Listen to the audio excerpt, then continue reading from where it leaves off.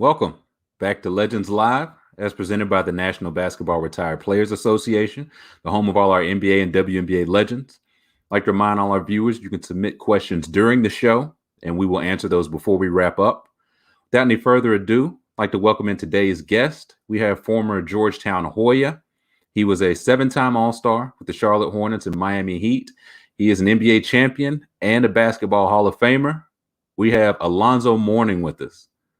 Tyler, thanks for having me, brother. I appreciate it. Of course, man. Thank you for joining us. All right. Thank you. Of course. First things first, how are you? I'd like to hear how people are doing. How are you doing? I'm doing extremely well. Thank God. My family's healthy, and I'm just living and trying to stay out of harm's way like everybody else right now. Right. Right. A title I didn't mention. You were the current Vice President of Player Programs and Development. Is that correct? Yes. For the Heat. Now, what's that role look like for you?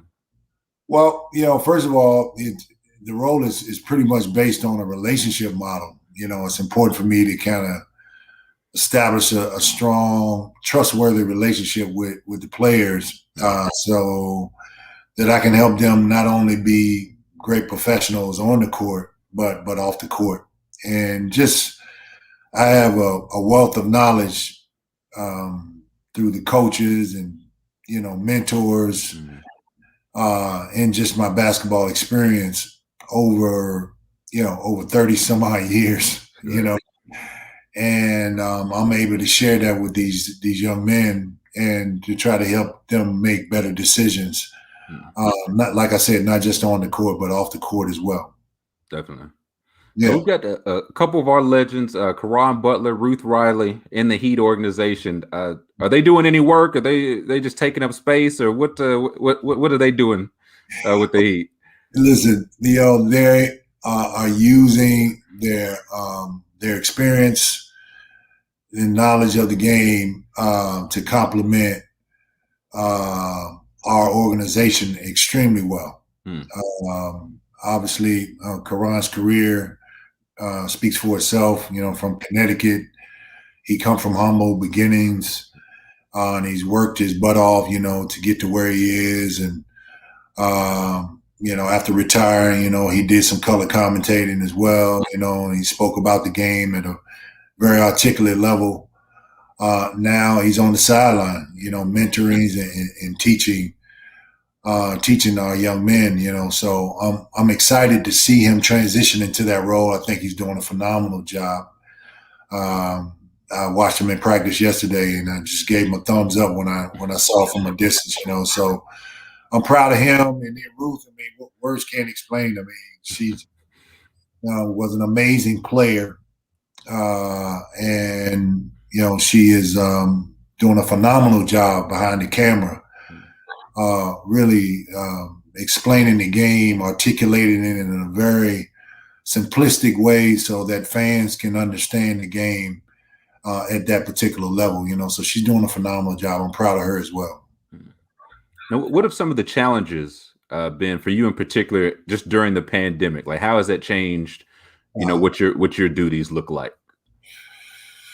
Well, as far as my job is concerned, it's kind of difficult because I'm more, of a hands-on, face-to-face type of guy with the player, and my presence obviously has some value in it as well. Just being present is extremely important, so the guys see me and I'm able to have small dialogue with them, but COVID has kind of limited that quite a bit.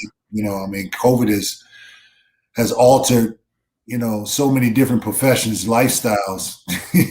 Right. From the CEO level, all the way down. Yep. All the way down to essential workers. So we've all had to make these adjustments in life, and I feel like we're slowly getting back to some sense of normalcy as the vaccine has had an effect on our society, and I think that's helping us get back to some sense of normalcy. But we're still a ways away Yeah. I think a lot of the changes that society has made to adjust to this, I don't see a lot of companies going back, to the full office buildings and what have you. I think a lot more people are going to be working from home, to tell you the truth. And I think if all of those that have invested in Zoom, more power to you, because I think that's going to be, the way of the world for quite some time. For quite some time. Now, you mentioned in your role, helping the guys on the court, off the court. I know even in your playing days, charity was something that you were very heavy on. Was that something that you knew you always wanted to do, or is it something you just you've always did it and then it just continued as a player? Well, one of the things that I kind of talk to the guys about, each and every one of them, and I try to set the example as well, that we're all here because of the contributions of other people. Absolutely. And I'm sure you can speak from experience as well. Definitely. Those that kind of planted seeds in your life, to help you to get to where you are. And it's important for us to understand that we stand on the shoulders of those individuals, so the only way that we can repay it back is to pay it forward to the next generation, to those that are in our community and those that lift us up, as players and support the Heat and what have you. That's a way to paying it forward. Right. And to not to look down at someone unless you're looking down to lend a hand to pull them up. And understanding that the purpose of your blessings, because we're all blessed working for this amazing corporation, the National Basketball Association. We're all blessed to be able to work and play in a game that we grew up playing at 7, 8, 9 years old. I started at 8 years old. Some people started younger than that, 5. And we're blessed to be able to earn a solid living for ourselves and to be able to take care of our families, just by working in the game of basketball. With all of that said, the game of basketball would not be without the audience that we perform for. And they are global. It's a global audience that we perform for. And they're the reason why we have the job that we have, So, and you got some people that are paying or spending, their last dollar just to get a jersey or baseball card or, things of that nature, or buy a pair of our shoes, And the least that we could do is use those blessings that we've gotten from the game to bless others with them. So as far as from a philanthropic standpoint, I strongly believe that, all of what we have, we can't take it with us, So you utilize it in a way where you can stimulate change and utilize it in a way where you can still stimulate a positive difference in somebody else's life. Now, I saw on your Instagram, you've been doing some work with the OYC, the Overtown Youth Center. Can you tell us about that? What you've got going on with them? Well, that's a project that started, over 20 years ago. And it is a project that evolved through a relationship. And I'm a strong believer that life is about relationships solely. And coming to Miami and, 26 years ago, I had a gentleman that approached me and said, hey, I admire what you stand for in this community. I want to do my part. I'm a developer. I'm an art collector. I want to build something of substance in the inner city. He said, but I don't have time to run it, and I want you to run it. So he built this 18,000 square feet facility. His name is Marty Margulies.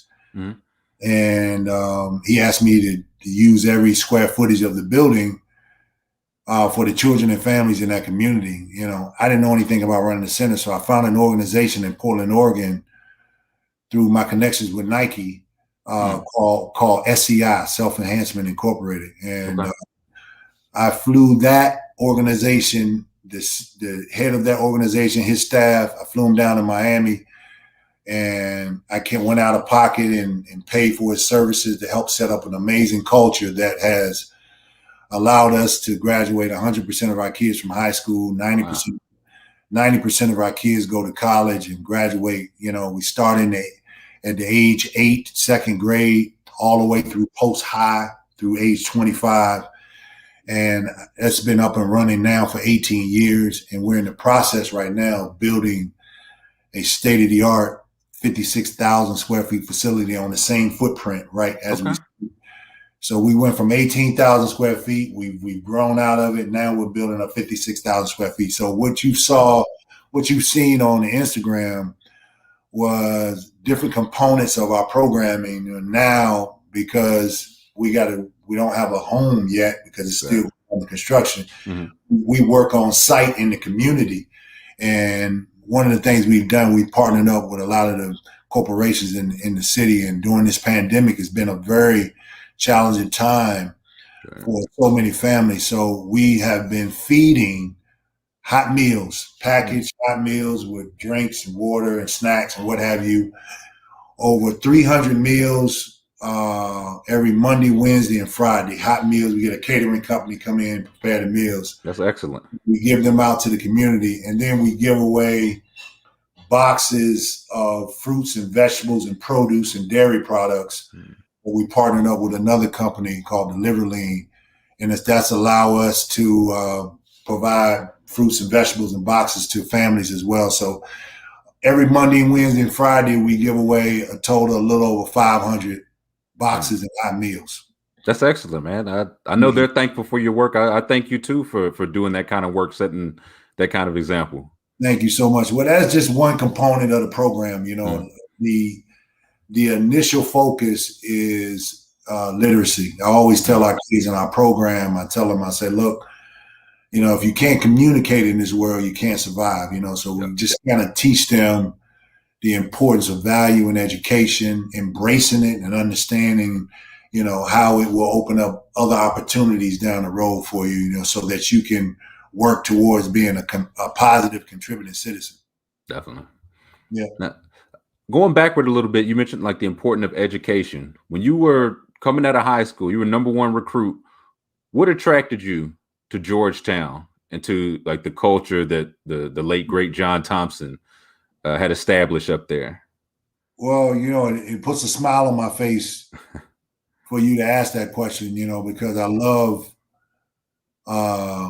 John Thompson dearly. Seriously. It's just, the man saved my life. God rest his soul. He was a father figure to me, not just, outside of the coaching and the basketball, but he taught me so much about being a man, but what attracted me was, a lot of people don't realize that I grew up in foster care, and my foster mom, at that particular time, I was the #1 high school player in the country. I was highly recruited, and I had narrowed my schools down to 5, and everybody from Bayheim to Bobby Crimmins, Terry Holland, Bob Wade, and then John Thompson came to my house, and John requested to be the last person to visit me. So Miss Three, my foster mom, who is a retired school teacher, and she is, God rest her soul, she passed at 96 years old, so she ended up fostering 49 kids in her lifetime. 49. Wow. Yeah. Amazing woman, man. She just taught me so much about life and faith and importance of education and, qualities of being a man and just so many different things. So anyway, so Big John came to the house, and he says, he tells Miss Three, he said, look, I know all the other coaches have come in and they gave their pitch, and he said, I'm not promising this young man anything. All of what he is going to get from our university, he's got to earn it and he's got to work for it. He said, Miss Three, but I'm going to promise you one thing though. he said that if your son goes to class, he said, I can guarantee you that he's going to graduate from Georgetown University.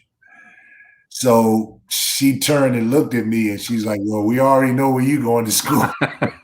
It was settled right then and there. Exactly. Yeah. So I mean, all the other coaches promised me, hey, he's gonna start. If he needs a job, we're gonna make sure we take care of that. They were giving their pitches and wanted to give. And, Big John was like, I ain't giving him nothing. He can earn it. If he's gonna get it, he gotta earn it. He's gotta earn everything that we offer. You know what I'm saying? He's gotta earn it. So that's what attracted us to Georgetown. And then I ended up graduating in '92, and then some years later, I ended up serving on the board of trustees for 6 years. So go figure that.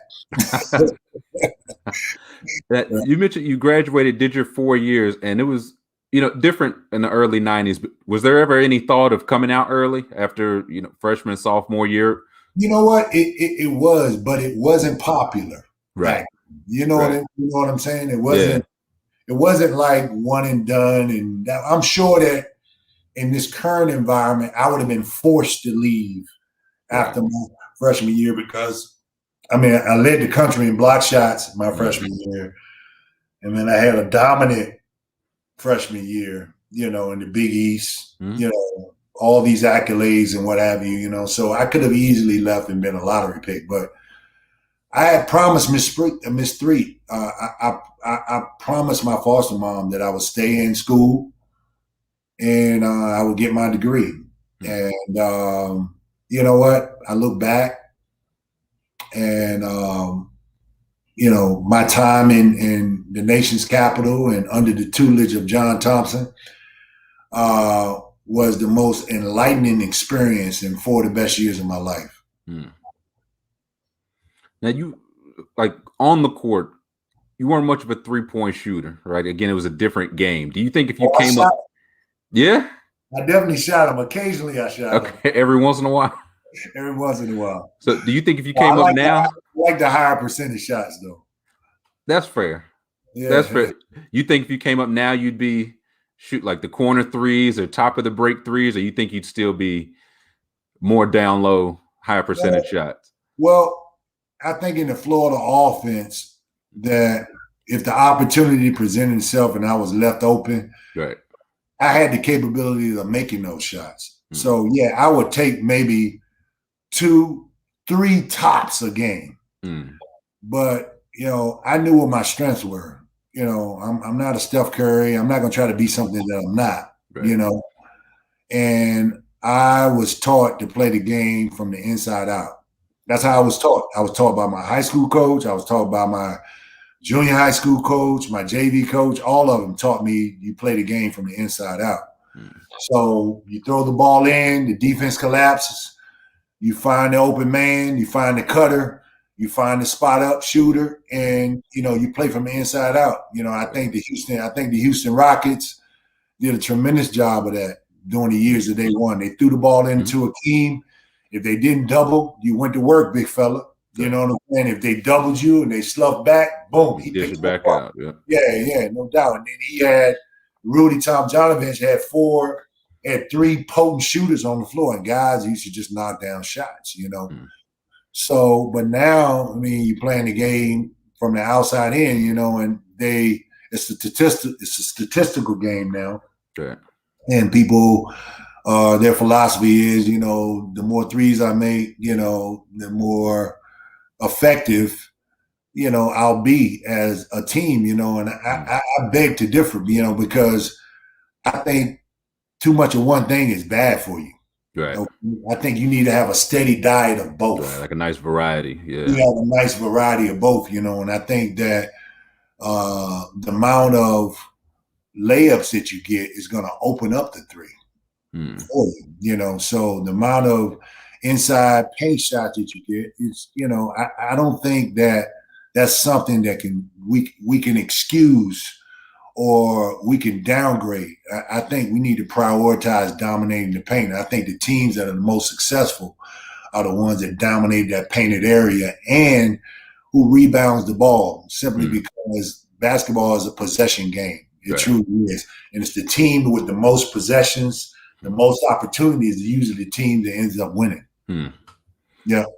Now, I don't know if you can see, I got my my Kentucky stuff in the background. And you mentioned the inside out guys.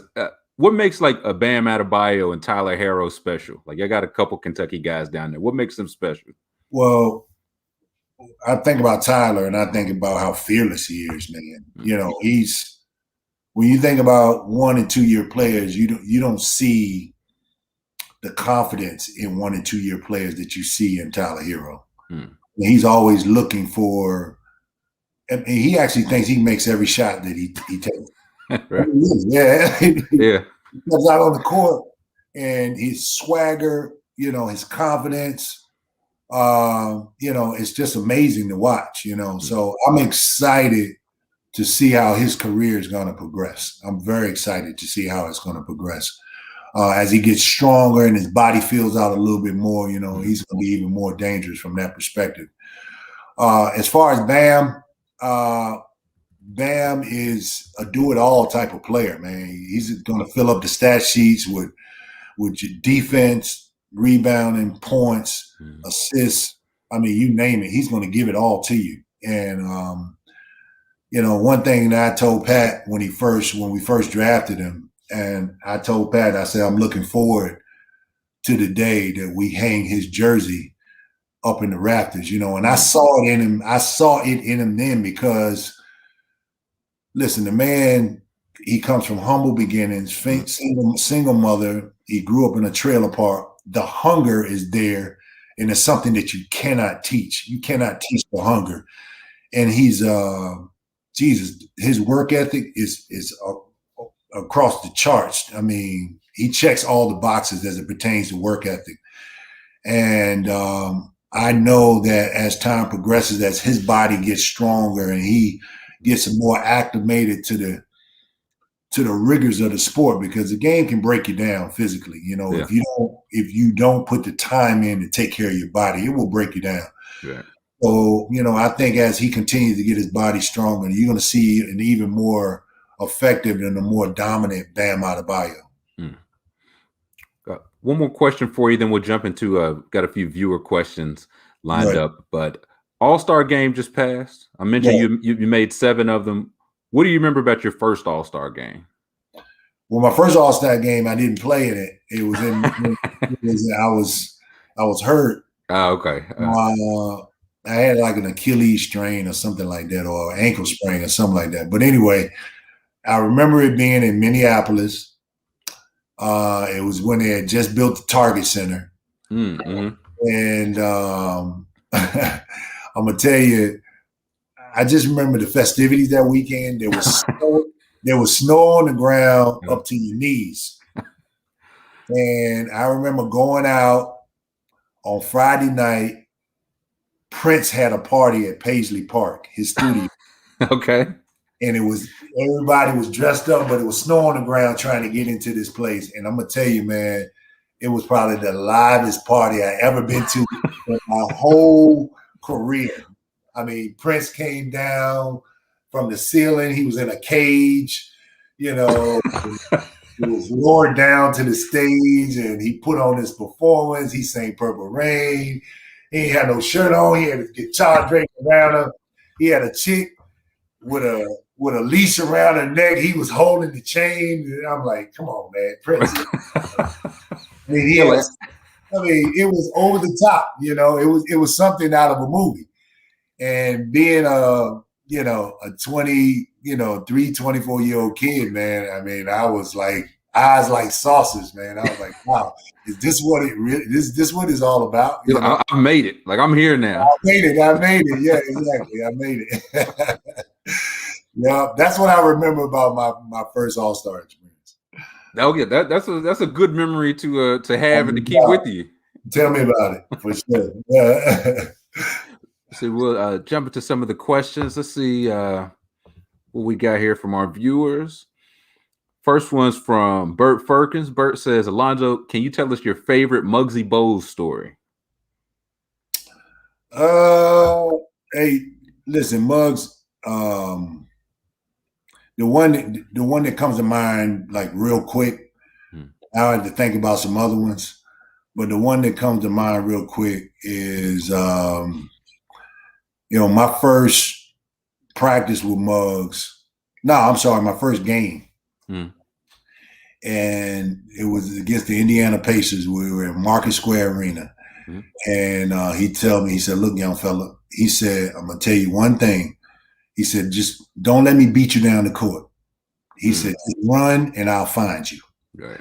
Well, he kind of took me under his wing. I mean, it's amazing. The smallest guy in the NBA, he took me under his wing, but I'm going to tell you, he was always in my ear giving me the advice that I needed. And very thankful for that relationship. I truly am, but that's one story that kind of sticks out. And from then on, I made sure he didn't beat me down the court. I was flying down the court, and he always found me. Right. He was like a quarterback, and I was like a receiver because I was running and just looking over my shoulder because I knew the ball was coming. Yeah. Let's see. Our next question from Kobe. Kobe says, what were the best jerseys you ever wore? The best one that I ever wore was the NBA Finals jersey with the trophies right here. The special edition. Yes, no doubt. That's a special edition for sure. Yeah. That NBA Finals jersey with the patch right there on your jersey. Oh, yeah. That's the best one I've worn. Let's see. Got one from the Legends Lounge. It says, what are your thoughts on you having one of the best and most used gifts in history? I'm sure you know which one where you shake your head a little bit and then exactly. Yeah. Hey, you know what? If you were looking closely at that emoji, that gifts, so if you look closely at it, look at the score. Okay? All right. Y'all were down a couple points. Yeah. We were down by like 40. And you know what? We were getting beat by the Bulls that day. I remember that. I remember that game. We were getting beat by the Bulls. And, I think my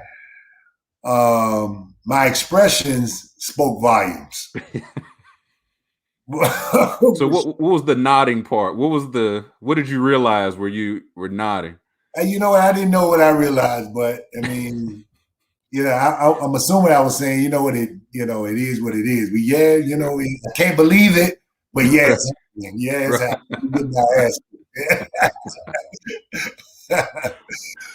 happening. Next question. Matt says, who's your favorite big man to watch today? Big man, I see Bam as more of a power forward, but the center position, from a center perspective, my favorite will be Joel Embiid. Okay. Yeah. Outside of that, obviously Bam, but because he's more of a power forward, but true big man center, I mean, Joel Embiid. I mean, why Joel? Well, I mean, he reminds me so much of Hakeem. He really does. He's not as quick as Hakeem was, but the footwork and, the balance, the shots around the basket, the left hand, the right hand. The touch, yeah. The touch, I mean, all of that stuff. Hakeem had all of that. Hakeem was the toughest cover I ever had throughout my career. Out of all the players, I mean, Hakeem was the guy that, you had to put that X on the schedule, man, and you had to get ready for that one, for sure. Get a good night's sleep before that. No doubt. You definitely did, for sure.